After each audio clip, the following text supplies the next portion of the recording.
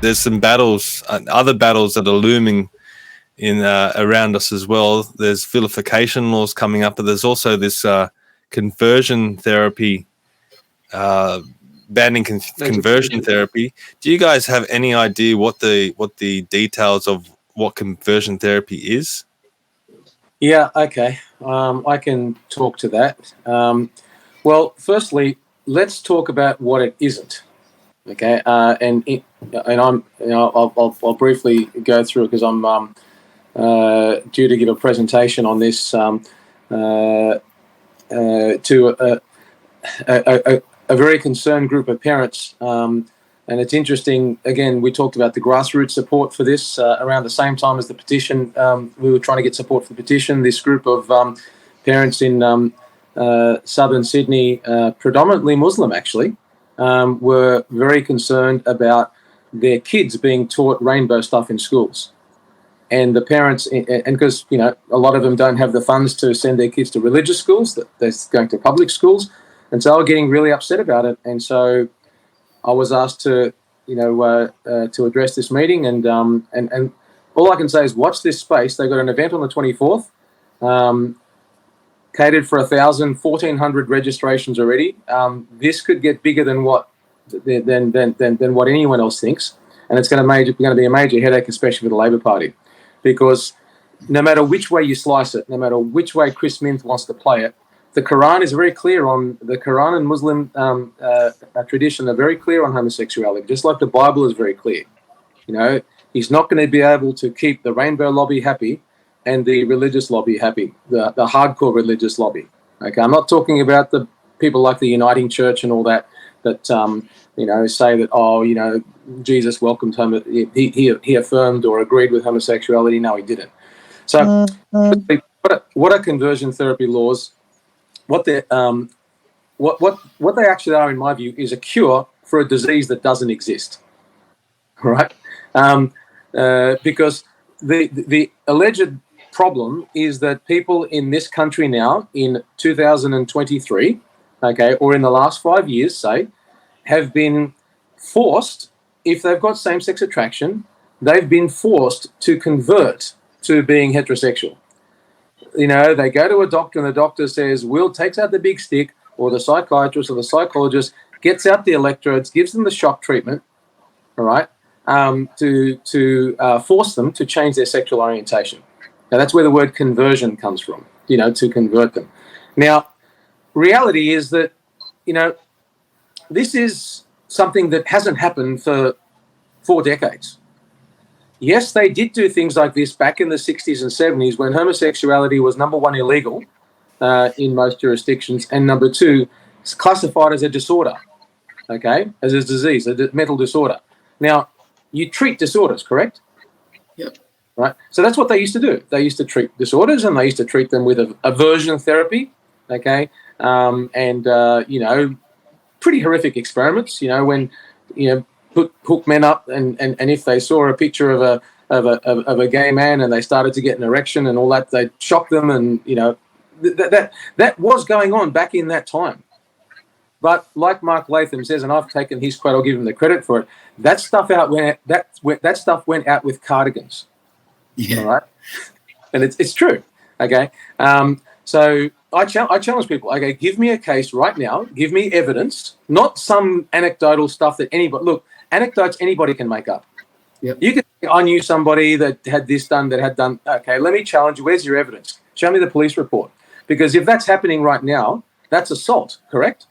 Yep. All right. So that there should be a police report. There should be evidence for that. So no one's been able to come back with something that's current. Also, can I ask you, do you think that in Australia currently there'd be any appetite for forcing somebody who, I mean, right now, if someone comes out as gay, what do? Do we celebrate that? Do we say, well done? Or do we say, you're a bad person? What do you think people do now? Well, just pat them on the back and go, we support you. Absolutely.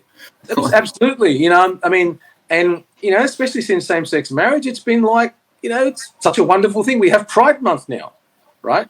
So this is not the environment where, you know, and I'm just sort of bringing things back to logic, okay? Logically, just use your common sense. Is it likely that there's going to be any people, like the most Australians now will force, and doctors will force you to change your orientation. Okay? No. If you're happy, if you're gay and you're happy and you know it, clap your hands, like I say. But here's the problem. There are people who are not happy with those sorts of feelings. Now, so we'll get to that shortly. What it's not about also, it's not about tolerance and diversity. Let me just, again, let's not be politically correct. We hear those words a lot, tolerance and diversity, okay? Now, let me ask you this. Do you tolerate things that you agree with? Yes. The word means, no, you don't. You tolerate things you don't agree with. Yes. You celebrate things you agree with. Yeah. Right? So the word, these words, and I want to help your audience just educate. Let's just take back the language, because this is what's happened. They've taken control of language. That's how dictatorships always work. All right? Jordan Peterson was spot on when he said that. So we need to take back those words. What does tolerance mean? Tolerance means that you tolerate my right to say something you don't agree with, and I tolerate your right to believe something that I don't agree with. Okay? Diversity. Diversity means, by definition, we have different points of view. Okay? So it's not about tolerance and diversity.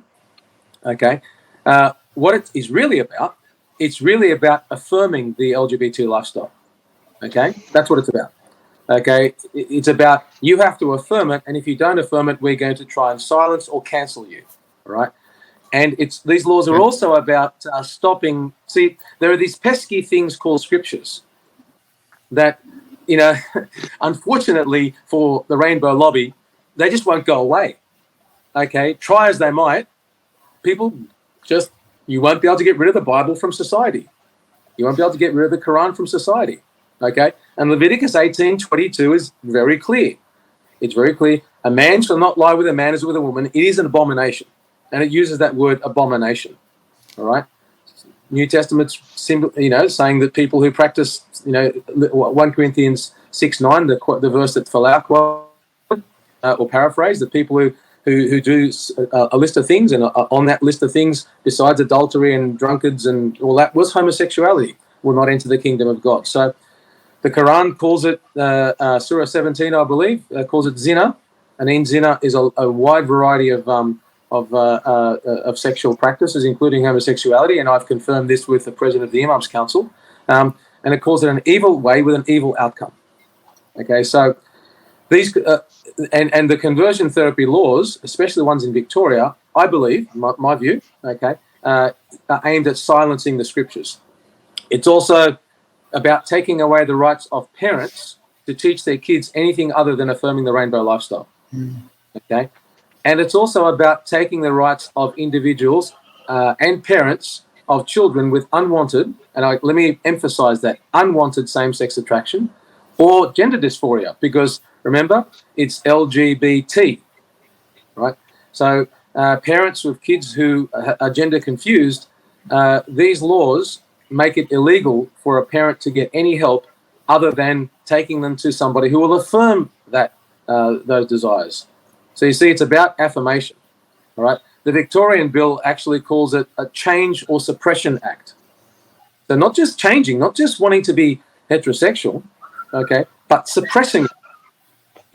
You as a I believe, Adam, you're a Catholic, is that correct? Yeah, correct. Okay. So someone comes to you with these desires, and you say, look, okay, pray for God to take them away, but even if he doesn't, you can't go and sleep with a man, mate. If he's a Catholic, okay, if he's not a Catholic, he can do what he wants, right? Yeah. But as a Catholic, mate, you just can't go and do that. That's not really what the scripture will. So can you see what you're then doing is you're engaging in a suppression practice.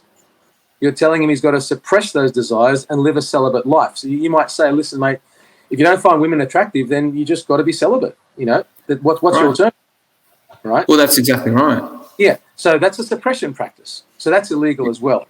So, and it's a skill. Sorry to interrupt you, but it's a skill too. Because you might want to, argument's sake, go kill someone. You're not allowed to do that. So then you suppress that desire to do that. Yeah. Well, it's a similar thing. It's control, self-control. Yeah, but no. With the LGBT lifestyle, it's not about self-control. It's about affirmation. Yeah, because remember, we're not allowed to disagree. That's what it's about. We're not allowed to agree with him. So that's a bit of context as to what the laws are about. Now, they started in Queensland. Okay, the Queensland law was not good. The ACT law was worse. The Victorian law is the worst of all. Alex Greenwich mentioned the Victorian bill in his proposal to bring a private member's bill to Parliament. Okay, now, before the election, both Dominic Perrottet and Chris Minns said that they're going to bring their own version of conversion therapy laws, allegedly to take the debate away from, or to take the narrative away from Greenwich. Because if it's a private member's bill, then they got no control over what goes into the bill, apart from having it amended in, the Houses of Parliament.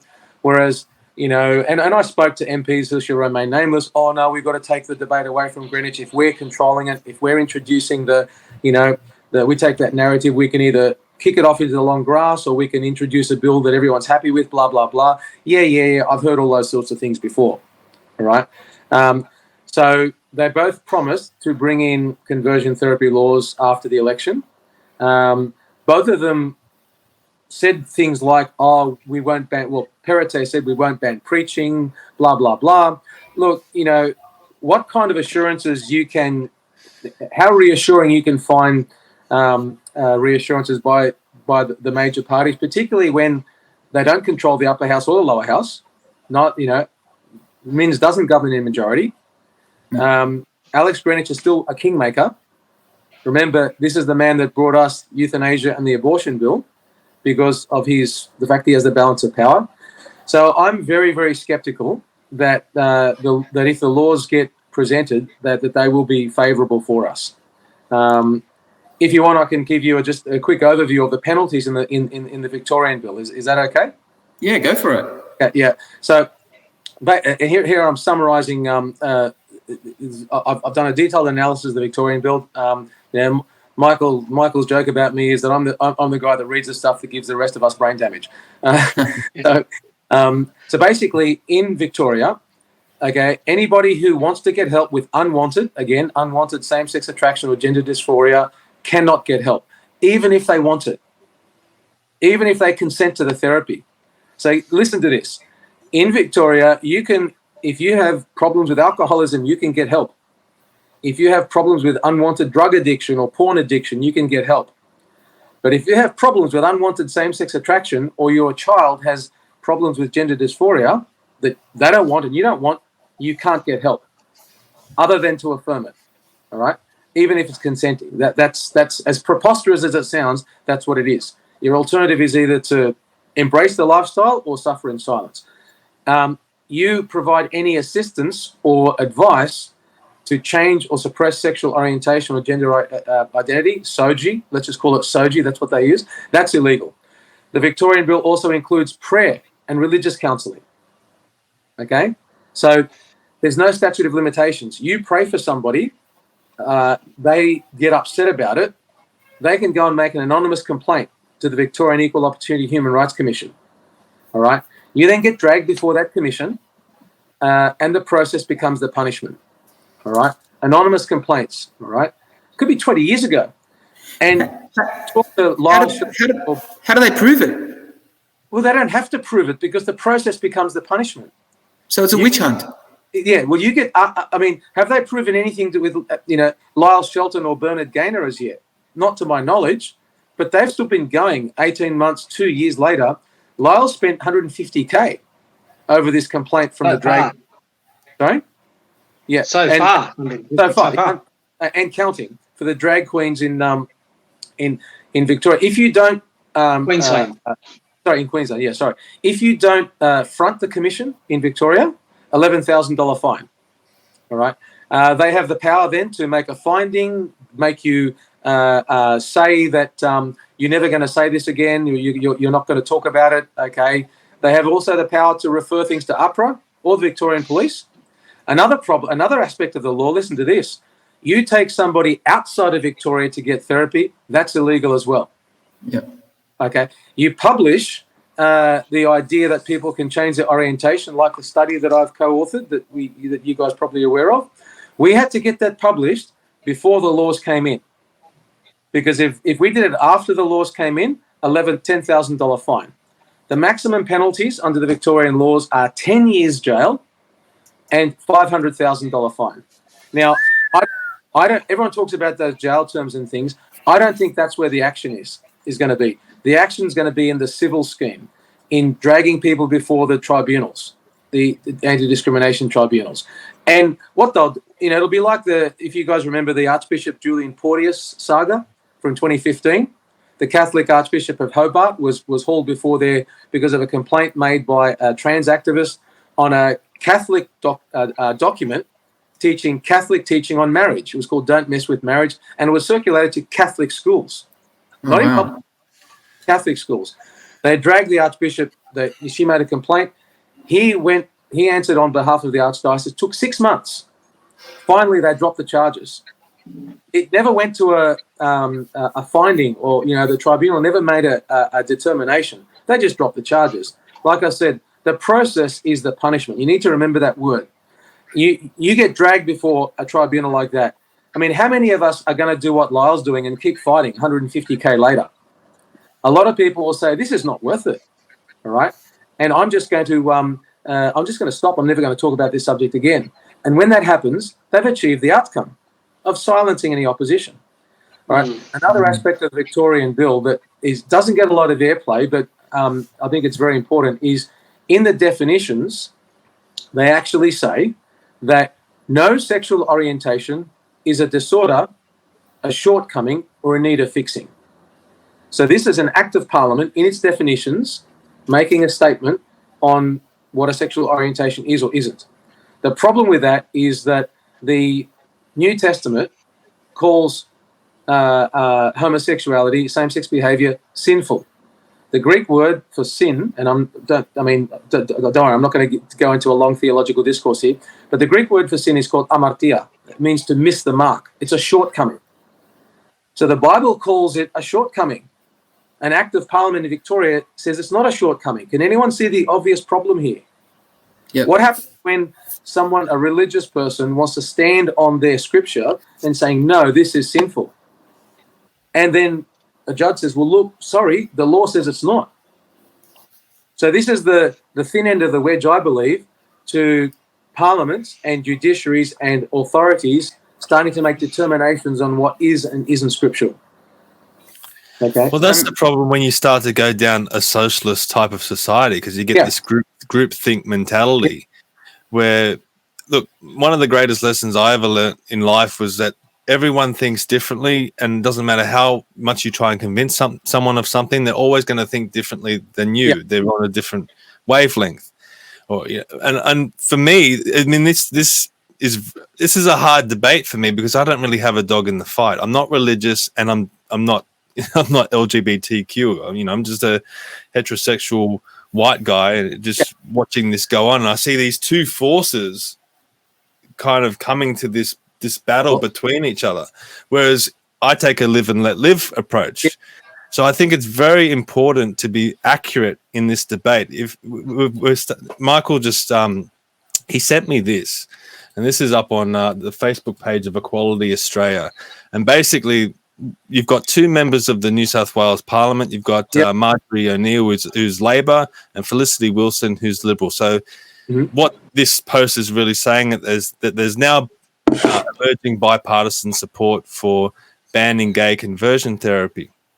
Well, my question when I read that is, what is conversion therapy? How are we going to define it? Obviously, no one wants to see gay people stoned in the streets like they do in some countries.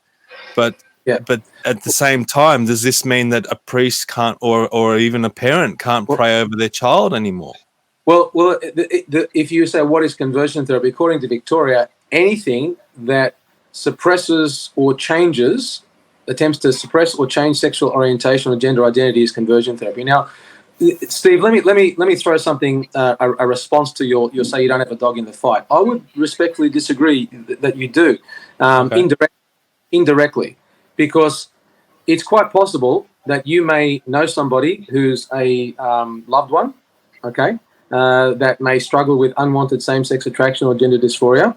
It's quite possible that you may have a child or a niece or a nephew that's struggling with these sorts of things. All right.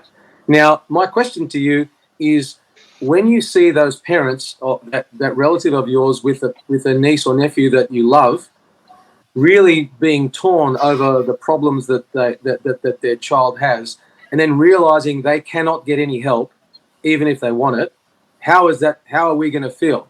We're going to that would I would imagine cause you some distress. So all of us have a dog in the fight, I think, and what it's about is the least of these, the people that that can't fight for themselves, our kids.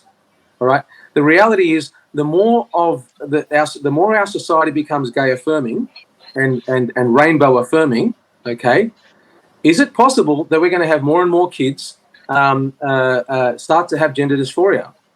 It is possible, and as a matter of fact, a lady who wrote a book, a very good book that I've got, called Irreversible Damage by Abigail Shara. Okay, and she looked at the phenomenon of teenage girls just coming out with all sorts of gender dysphoria. Where did it come from? Driven by social media, all right? Yeah. Okay, and then they then go on to have all of these, therapy and surgery, and then they regret it later on. I mean, there's a video by that's getting a lot of airplay by a guy named Ollie London, you probably heard of. He's talking about his gender dysphoria, his transgender regret, okay, wanting to change, as he's a social media influencer. There's a lot of these people coming out. And the problem is, we're doing this stuff to kids that are 12, 13, 14, 15, putting them on puberty blockers, making them sterile, all sorts of health effects that we have no idea what the long-term effects are, all right? So much so that the AMA are now cautioning things. The Westmead Hospital Gender Clinic are saying, whoa, we need to pause. The Tavistock Clinic in England has hit for that very reason, all right? But these laws say that, no, we can't hit pause. You see? So these are the list of these that we're going to be subjecting our kids to experimental treatment. And I use that word deliberately because there is no proof that this stuff has long-term problems, that it has no long-term problems. And the problem is, once you cut a girl's breasts off, once you cut a boy's penis off, it's done. Done. Right? There is no going back. All right. Now, I think that we're looking at potentially a massive class action down the track. All right. Once all this regret comes out. Another reason I want to say that these laws are bad is, and I won't go into detail, but the study we did, we actually surveyed 78 ex-LGBT. We could have done many more, but they're the only ones we could get to go public. Right. All these give us their testimonies. We looked at their stories. We looked at their demographics. Very briefly, there were ages 18 to 66, different from all over the world. There were a couple of Muslims in there. There was a Jew in there. There were Christians. There were non-Christians, okay? The interventions varied. Some had religious counselling. Some had professional counselling. Some had both. Some had no counselling, all right? 68% of them had prayer support. The majority of cases, there was change. There was less suicide in 75% of people, less anxiety in 94% of people, and 95% had a better self-image, and 80% less promiscuity. And the change was significant. We're talking about here an average, across the board, average drop of suicide of 40%. So, in other words, suicidal ideation, suicidal thoughts. Yeah. 4 out of 10, all right? Drop of anxiety of 49%, nearly 5 out of 10. And promiscuity, 46%.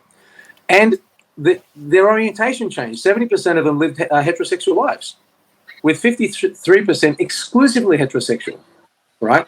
And of the ones that gender dysphoria, because remember there was LGBT in here, 100% of those with gender dysphoria before the treatment ended up being cisgender. In other words, I'm a boy. I thought I wasn't going to be a girl. I'm happy being a boy now. They were happy with their natal sex. And here's the other thing. The change was long-lasting, okay? 22% had their therapy or their intervention 30 years ago, more than 30 years ago. And 72% had their change more than 10 years ago.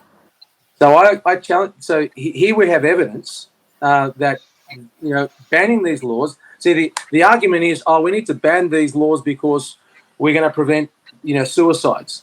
No, banning the laws will actually create suicides because, again, I'm agreeing with you, Stephen. It should be live and let live. Like I said before, if you're gay and you're happy and you know it, clap your hands. Okay?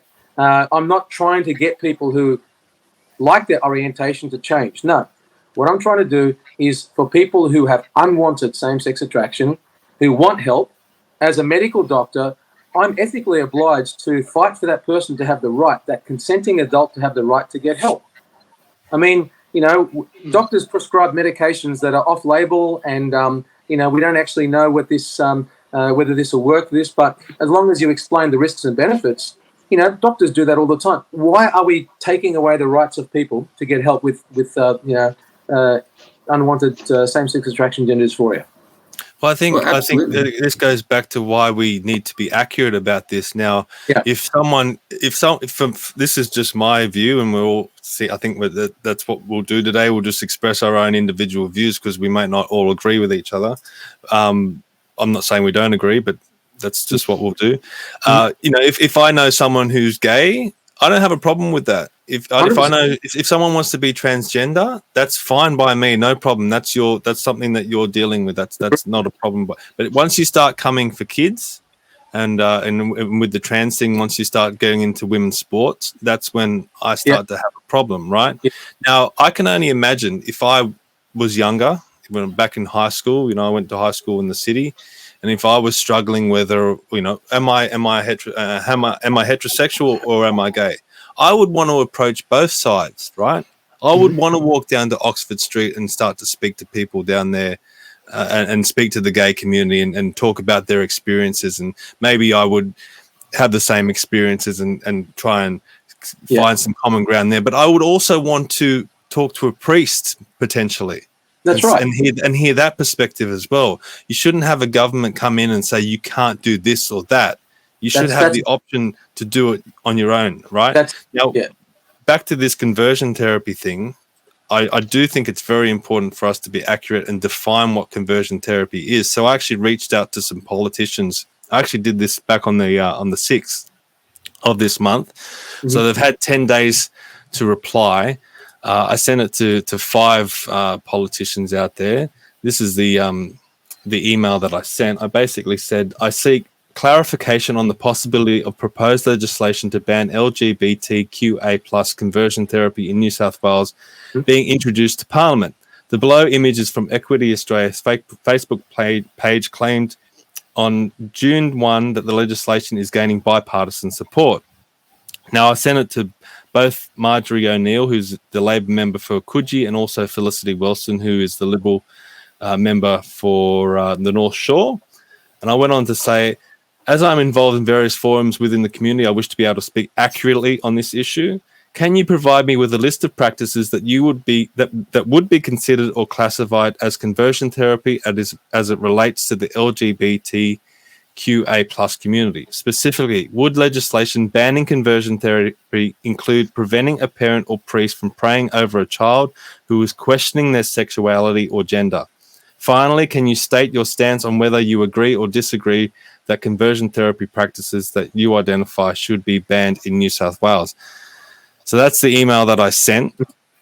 I didn't get a reply from Chris Minns, who I sent it to. I've sent it through his Rockdale office. I didn't get a reply from Jenny Leong, who is the Greens member for Newtown. I didn't get a reply from Marjorie O'Neill, who's on that image, the Labor member for Coogee.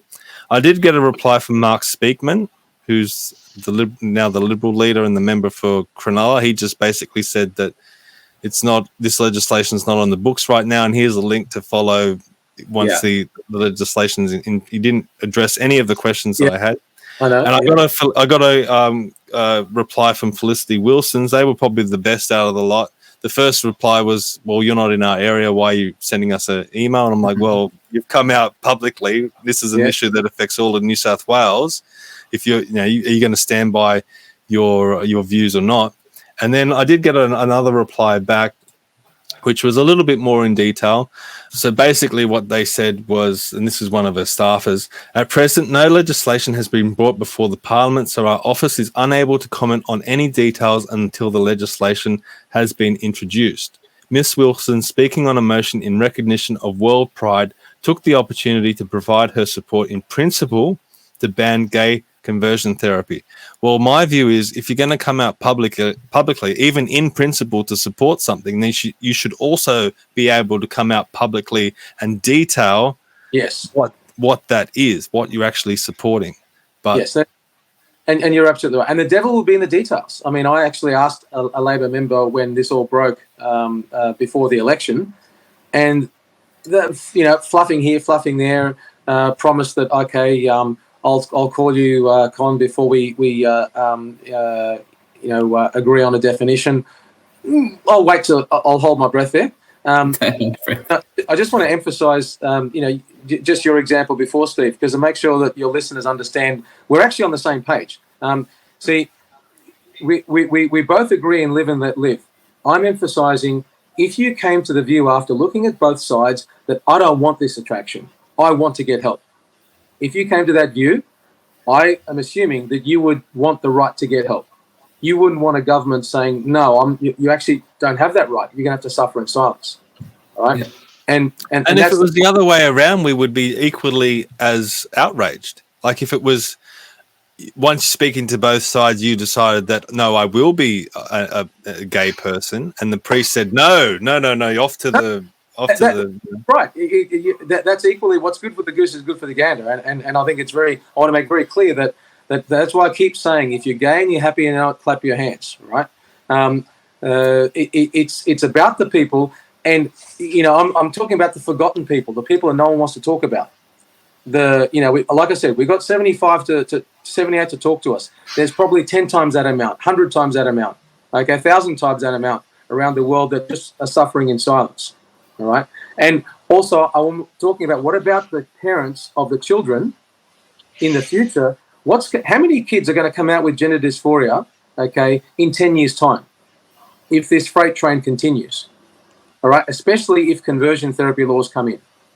All right, and then what about those parents? All right, yes, I just want to emphasise that I think we are on the same page. It's all about consenting adults should have freedom of choice. And parents should be the ones that determine what's best for their kids, not governments. Yeah. Now, you made an interesting point before, and it's going back a little bit now regarding the legislation and the wording for Victoria. Mm-hmm. It said that any sexuality is not a shortcoming. Yeah. All right. So it's all gender identity. Okay, because the wording is very, very vague. So by saying any sexuality is not a shortcoming. See if I can bring up, because I have something that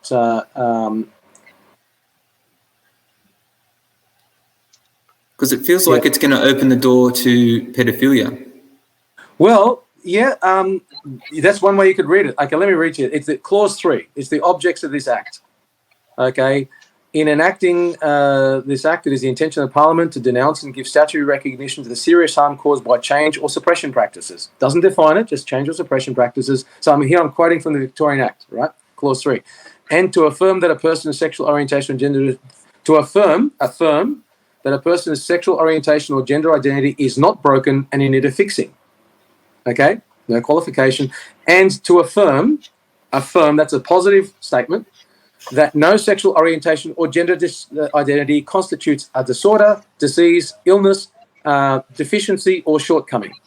And to affirm, that change or suppression practices are deceptive and harmful, both to the person subject to the change or suppression practices and to the community as a whole. All right. So this, basically what they're saying is that we're wrong. This is all, number one, this is all false. Number 2, that these practices, in other words, a person getting individual help and a child getting individual help is harmful to the community as a whole, right? And it's a positive statement with no qualification that a person's sexual orientation or gender identity. Now, you define that that's opening the door for argument. Like, let's take it away from the trans community for the moment. And so you're not allowed to say that pedophilia. So if if a man or a woman who's 40 years old goes to a preschool and goes, I'll have that one, takes that one home, and that's their sexual orientation, there's nothing that anyone can do about it. They wouldn't be able to get arrested because that's my sexual orientation. Well, this is it. And if it's recognised as a sexual orientation, if it can be shown that that's the orientation, okay, so it'll get down to a definition. If it can be shown, well, that's the way I'm wired. I've always been like that.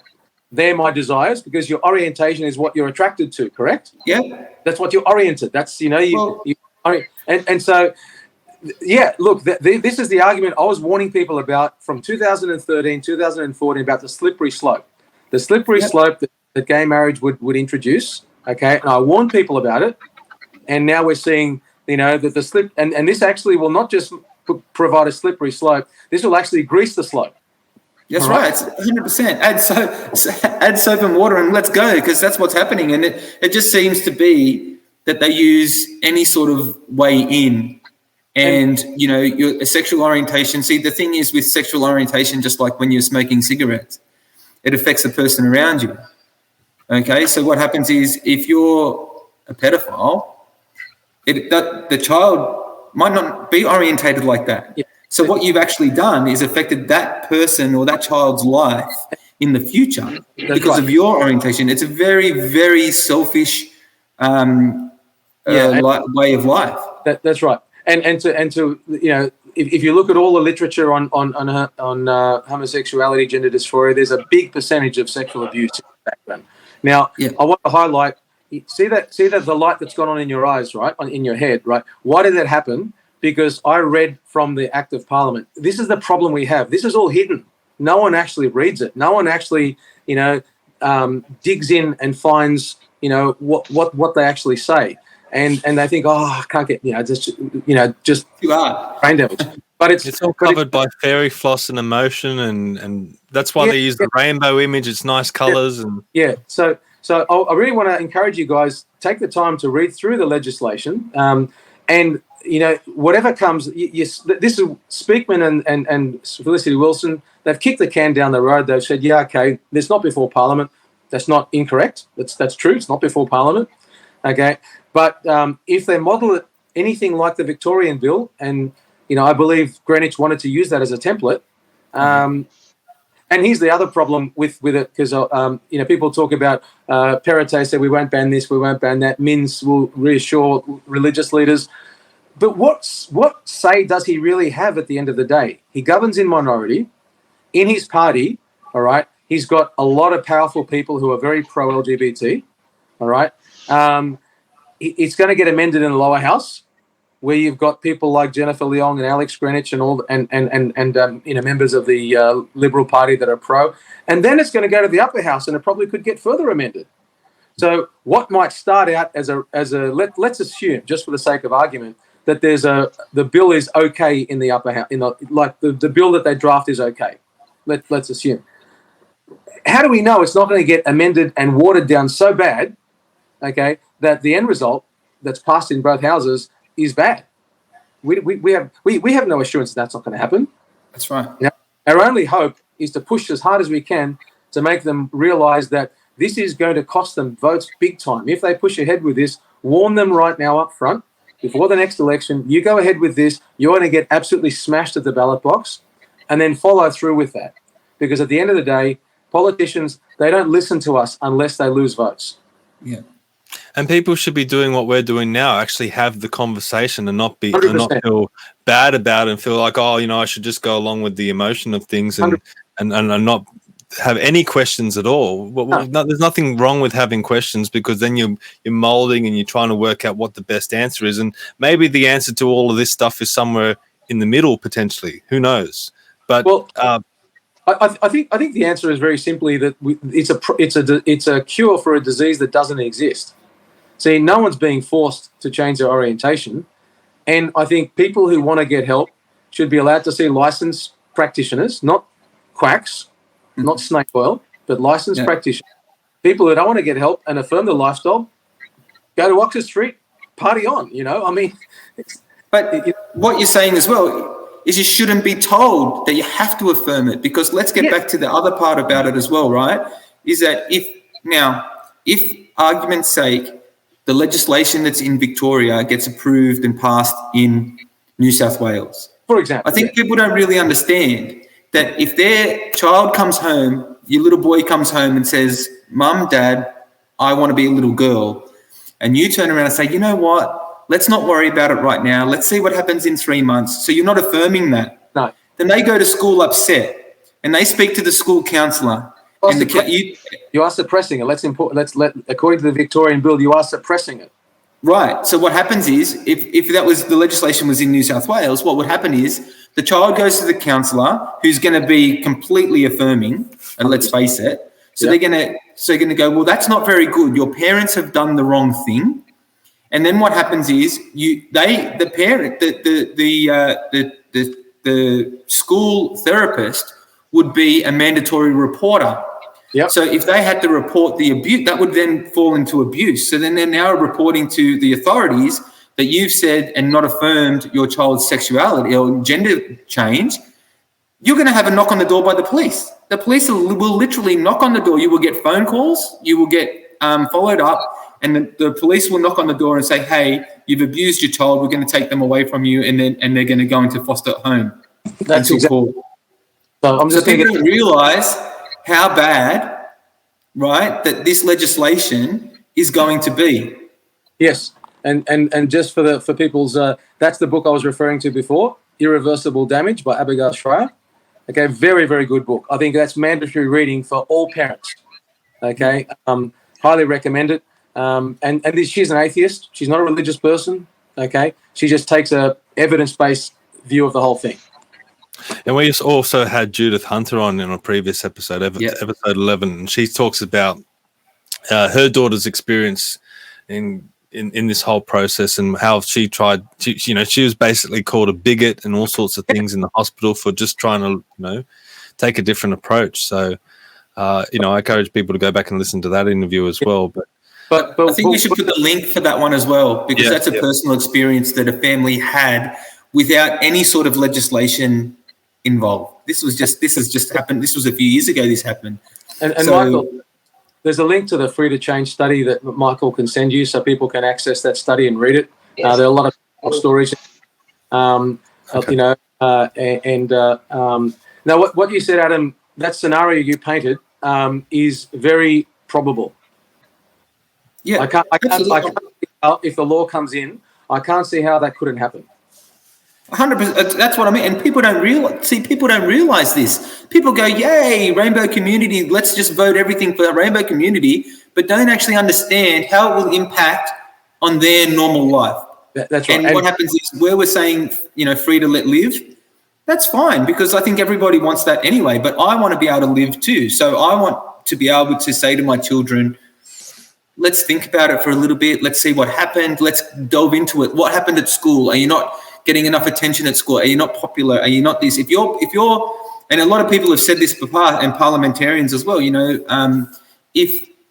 school can be a lonely place. If you can blend in and you can fade away and you can become nothing at school.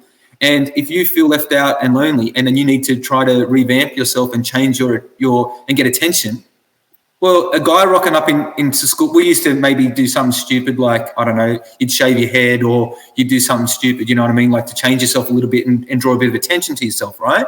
Now what the in thing is, hey, I'm a guy and I'm going to rock up to school in a dress and no one can do anything about it. All of a sudden, you are hot property, right?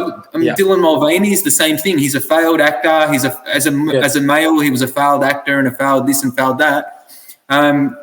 Celebrated 1 year as a woman, trans woman, I guess, right? And all of a sudden, it's got hundreds of $1 million deals with Budweiser. Send them bust. Then you've got, but all, you know what I mean. So what happens is you've got like it's at the moment it's popularized so much to say, hey, if you're a loner, if you're a bit of a loser, if you're a bit of a shadow on the wall or a wallflower. And if you want to stand out and you want to be popular and you want people to see you and pay attention to you and hear what you have to say, swap sex. Yeah, and that's she goes into that a lot in that book. And I think a legitimate question to ask. Steve, you said before, well, what's the solution? I think that one of the solutions is actually prove to us that we actually need something like this. I mean, we actually don't need these laws. That it's like I said before, it's a cure for a disease that doesn't exist. And think we need to put the big hand up and say, look, stop. Rather than. Well, don't you think in today's society, if these conversion therapies were going on and if they were so harmful, it'd be front page news? They'd put some example up there of what had happened. It's assault. It's criminal. It's covered by the criminal assault. All right, and so I challenge anybody listening to this. Give me evidence that it's actually happening. All right. I'd be very surprised in today's Australia, where we celebrate the rainbow lifestyle, that this would be happening.